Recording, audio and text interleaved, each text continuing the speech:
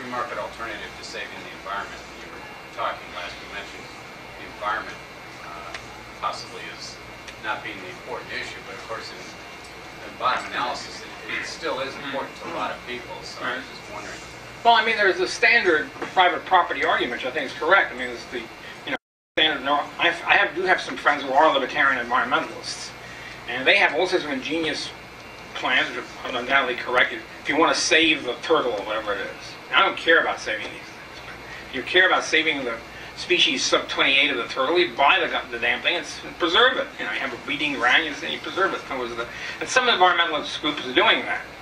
They buy a plot of land, they save species. Okay, I'm certainly not against it.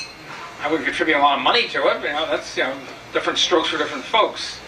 Other things like pollution is an important question. There you have to prove it. You have to sort of show there's pollution going on, what the effect is before you can start using the power of the government upon them. And a lot of the stuff seems to be very vague. Somebody's doing something. It's like the rainforest in Brazil. Somehow the poor Brazilians get in the neck. Everybody else can develop and chop down forests. When it comes to the Brazilians doing it, everybody gets hysterical about it. It's not persuasive to me. I think the Brazilians have a good argument. Why can't we develop? Why can't we cut down these damn forests? Right?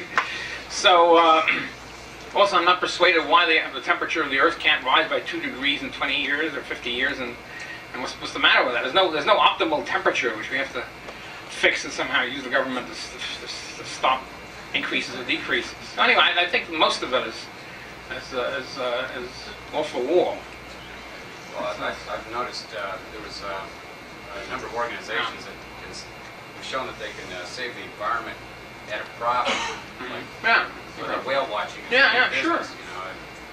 There's rainforests in Central America where they're taking people through and charging them to go through. Great. There's nothing wrong with that at all. Sure.